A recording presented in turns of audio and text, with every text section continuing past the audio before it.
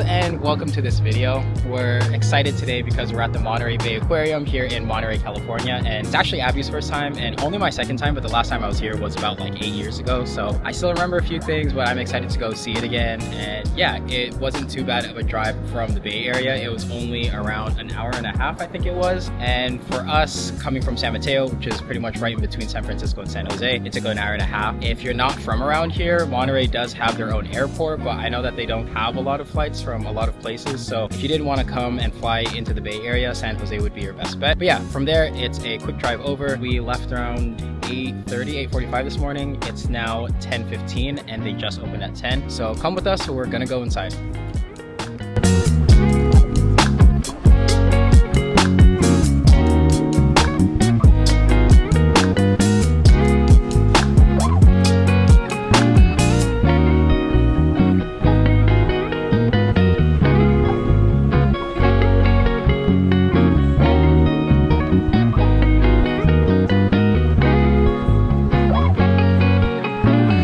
We're now here inside of the aquarium. It's pretty loud, so I'm using the mic, but one thing to know is that it's easier if you buy your tickets online. We just did it last night, the night before, because I can imagine that after some time, the line to buy tickets in person is gonna get pretty long. But for us, we went into the line for already purchased tickets and we just scanned it. As of recording this, we paid $65 per person and there was no tax on top of that, so it was only $130 for both of us. And then now that we're inside, one thing to know is check the times for the animal feedings if that's something that you're interested in, because we are interested in seeing the sea otter feeding, but it happens to be right now at 10:30, so there's a whole bunch of people already up there, and if we actually wanted to get a good look at it, we probably should have lined up like 15-20 minutes before the feeding actually started. So there's another feeding later today, and you can find all of those times online, and they actually also have the times on the map. And actually, speaking of the map here, let me turn the camera around and let me show you the map that we got from the front.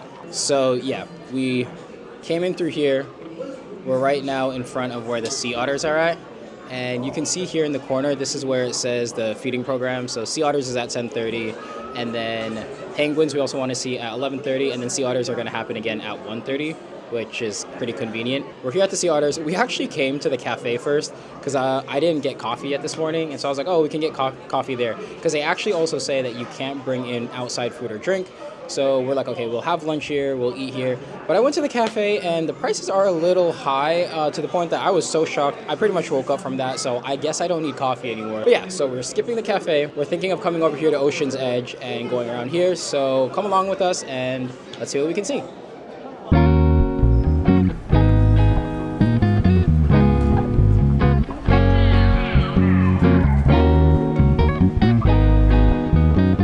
Actually, change of plan. As we were looking at the schedule, we realized that the open sea feeding is at 11 and it's currently 10:45, and it only happens once a day. So we're gonna go to the open sea exhibit. We have to go up the escalators and down a bit. So yeah, we'll bring you to the open sea exhibit.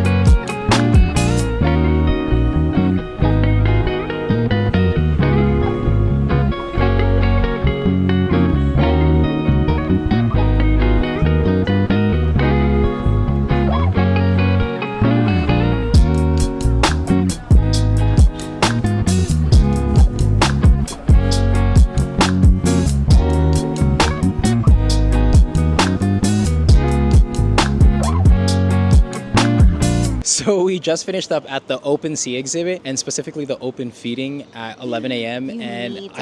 Yeah, we highly recommend, like, if you come here, really try and come before 11, and if anything, go straight over there, because that's the only time that they do the open sea feeding. And or is it open ocean? Open ocean. Open ocean and open sea feeding. But it's like Finding Nemo in real life. Yeah, because you see sardines, right? And then mahi-mahi and stingrays and sea turtles, and it's just honestly overall a really cool exhibit. We almost said that it didn't feel real. It almost almost felt like it was like CGI or something. Yeah, it felt like it was like CGI, the way that the animals were in front of you, and it was just like, it felt like a really high definition TV or something, but it was really insane. It's obviously our highlight so far. It's like pretty much the main thing that we've done so far. The only thing we've done so far. Exactly, yeah. Right after that, there's like this little patio to come look outside with a couple telescopes to look out into the water. Probably, especially if there's like whales and things out there. Yeah. We don't really see anything right now. It's mainly part of like the bird exhibit because it's like right outside of like the bird exhibit area. That's a good point. So maybe, you see birds. Yeah, maybe it's if you want to like bird watch. Because yeah, actually the informational placards on here are also about birds. We're gonna walk around here and then we'll see what we can see next.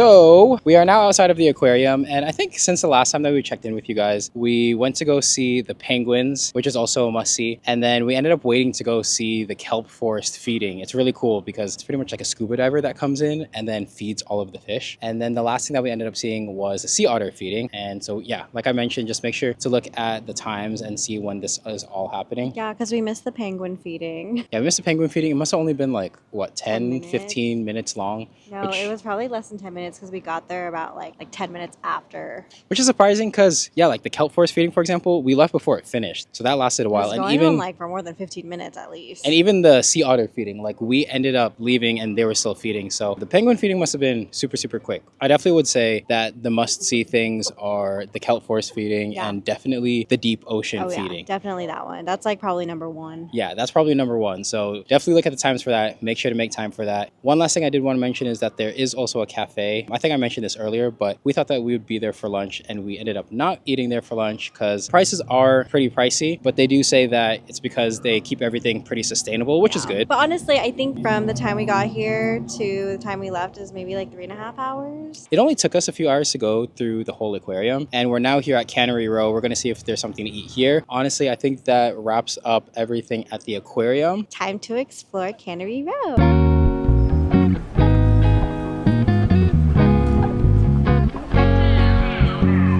So actually, we wanted food, we wanted lunch, and we found ourselves at this restaurant. And backstory is that we've been kind of craving clam chowder. We're originally from Seattle, and we really like the clam chowder from Ivers. Shout out if you're from Seattle, comment below if you love Ivers. Actually, the previous video from this is the Alcatraz video, and when we came back from Alcatraz, we went to go to Boudin Bakery, and we got clam chowder there, and it was low-key a letdown. It was so bad. So then we came here, or we saw online that this place supposedly has really good clam chowder, and when we were outside, it actually had samples, and so we're like, okay, like let's test it out. And it honestly tastes pretty good. So that's what pulled us in here. We ended up getting sat down here at this table that's like at the very end. I didn't even realize that they had this room, and all of the windows surrounding are of the ocean, and it's so nice. Like, I'll insert some clips here of what it looks like from our seat. I don't know, I feel like we got really lucky getting this table. I'm excited to get the food. I got fish and chips.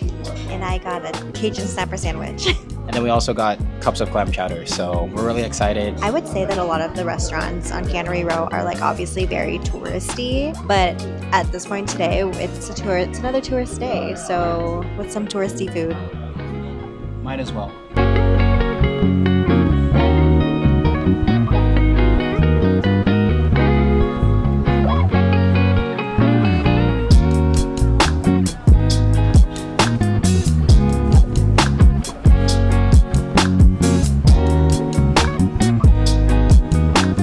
We are back now in the car, and yeah, the food was honestly decently good. I think that they have a little bit more potential in terms of the quality of the food, but location's amazing, and especially the table that we got to sit at, that was a very, very nice location. We were debating if we wanted to go back inside of the aquarium after eating, because you actually are able to do re-entry. So right before we left, we stamped our hands, and you can't see it because it actually just glows under UV light. You have the opportunity to do that if you still wanted to, because the aquarium is still open until around 5, and it's only 3:30 right now. So if that is something that you wanted to do, you could totally do that. And that's actually probably another hack as well, that if you don't want to have lunch at the aquarium, you could just get a re-entry stamp and then leave, go along Cannery Row, get something from those restaurants, something maybe cheaper, something quicker, and then you can come back inside of the aquarium. So, but that's pretty much it for this vlog. Let us know if you have any comments or questions down below. But until next time, we will see you. Don't forget to like, comment, and subscribe. And yeah, catch you in the next video.